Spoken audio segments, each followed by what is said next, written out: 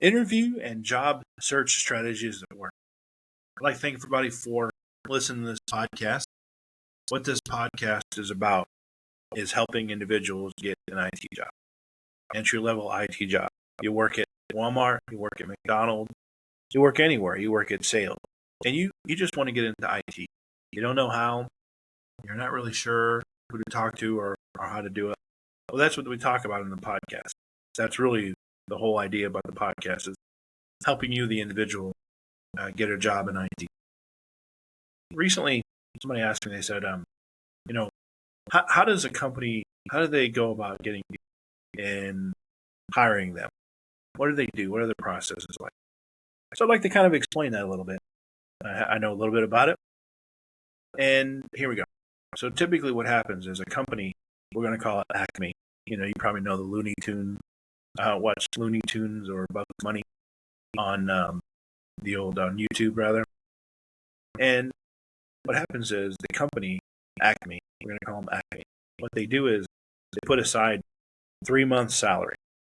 In this case, they're looking for a help desk person. They're looking for an entry-level help desk individual, 0 to 2 years experience, and they're going to pay that person $2,000 a month. Basically, that's what they want to pay the salary.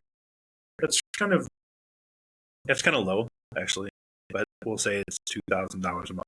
It's about $24,000 a month, a year, and about roughly a little more than $10 an hour. So we're going to just assume that, right? And what happens is the company says, okay, we want to pay them $2,000 a month, and what do we need to do that?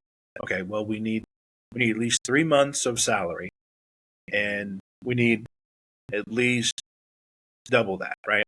So instead of $2,000 a month, they're going to need $4,000. So 4 times 3 is 12, so they're going to have $12,000 a month in their bank, of whatever, right? So Acme goes out and they say, okay, hey, Acme HR or hiring manager, whatever, right? There's an IT let's say it's IT operations manager. The IT operations manager is like, I got a lot of work here. I need another person. So what the IT operations manager says, after the chief executive officer or the CIO or whatever says, okay, we can afford this, so go ahead and find it. So the IT operations manager says to, probably they have a local recruiter, maybe they have a company that they go through, and what they're doing is it's like an initial briefing, initial meeting. What they do is they go ahead and say, okay, we're going to call this company whatever, Roadrunner. So Acme tells Roadrunner, hey, Roadrunner company, I want a help desk individual and help desk administrator. Here's the skills I want them to have. I want them to have some Active Directory. I want them to have soft skills. I want them to have phone support. I want them to be nice, and pleasant to customers because they're going to be customer facing. Okay, that's what I want. I also want them to have 0 to 2 years experience, which means probably most likely it's a couple months. So if you've recently got a job and you work for, say, a call center, maybe say Transcom or Sitel, well, you're perfect because you fit 0 to 2 years. So that by 5 weeks of training that you get paid for working at Sitel is perfect. Okay. So after that, Acme says to Roadrunner, okay, I need this. This is what I need. So what happens is Roadrunner goes out and they go maybe to Indeed, maybe they have Monster, maybe they have ZipRecruiter or whatever. Put all this criteria in, and they say, boom, we have 100 candidates, right? So what Roadrunner does is they go out and they call on these candidates, to help desk potential candidates, right? They go out and they call on them and say, hey, you're one of 100 people. What do they usually say? They say like, we'd like to talk to you about the position, right? And we want to just get feedback, and we have a position open, and we just want to talk to you about it, see if you're the right fit, et cetera, right? So that goes on, right?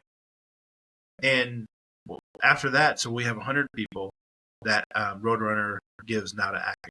Acme's like, okay, hey, thank you, appreciate it. I have 100 people. Wow, awesome. So Acme then says, okay, I need to dwindle these down. So probably be the IT operations manager who will go and say, okay, let me look at these 100 resumes or 100 people, right? These 100 candidates, and I'm going to dwindle it down to a manageable number, probably 10, 20, maybe usually 10. So we'll say 10 people. So Acme, the IT operations manager, says, okay, I'd like to interview these 10 people. So Roadrunner says, okay, great. We're going to go ahead and make it happen, Captain. So they bring in the 10 people, and the IT operations manager will probably won't interview all 10, but they're going to interview quite a bit, right? And, maybe as many as maybe 5, right? For the same position. And so what happens is they have the interview, right? And Acme says, great. How did it go? The feedback is great. Acme says, awesome. We love it, right? And that maybe they have 3 candidates, right? But they want to hire, but they're just not sure yet. So what they do is they have another second round of interviews. So the second round of interviews is usually maybe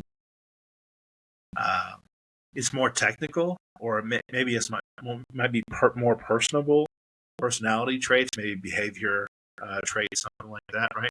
So usually what happens is in the second round of the interview process, they're going to bring in more people from the team that they're actually going to be working with, right? So they kind of want to just see how this individual acts, how do they interact with other people, because they're going to be working with them, right? So they want to make sure that this person, is a good fit for the company. Okay. So what happens is they dwindle down and they have one person they want to hire, right? But they have those 3 people.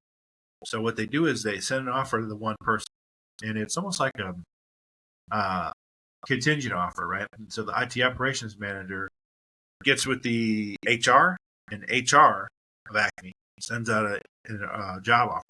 It's like a document, right? And it says like, we're pleased to offer you, this much money, right? Now, mind you, Acme has $2,000 in the bank, right? But of course, they want to make more money than that, right? So they might say, hey, we're going to offer you $1,500, right? Even though they plan for $2,000 a month. So, what happens is they send an offer out at $1,500, and the person says no. So what they do is they say, oh, well, that person said no. Okay, well, and maybe they don't want to offer again. Maybe they don't want to counter offer. Maybe they want to pay him $1,500, and that's it. So they say, okay, we're not going to go with that person, right? So what happens is they send an offer letter to the second person that they interviewed, right? And that person accepts. And of course, what happens is HR works with them and gets them on board, and they hire a person. So usually that process from start to finish takes probably 50 days, roughly, from start to finish. So you figure you're going in from nothing. You need another person to handle the workload, and that's usually, let's say, 2 months, right, process. So that stands to reason, because you probably see a lot of times, companies like it's January and they won't hire until February, which is now. Well, that's because after the first of the year, people are like, hey, I'm out of here. I'm going to leave, my job. And so the companies have just started to it's okay, well, we need more people. We're ramping up. We need to prepare for the summer months. So we need somebody now. And so what they do is they calculate and say, okay, based on our target growth, we're going to need somebody. And that's why you see a lot of places hire, usually probably in February. They usually hire in May and September.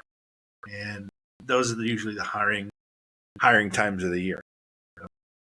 Okay.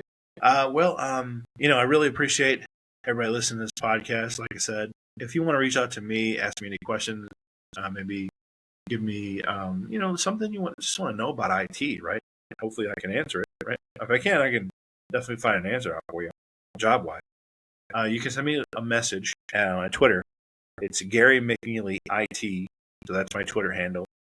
Just send me a message over there, and I'll respond to your message. So, thanks everybody again for listening to this podcast, and have a great day.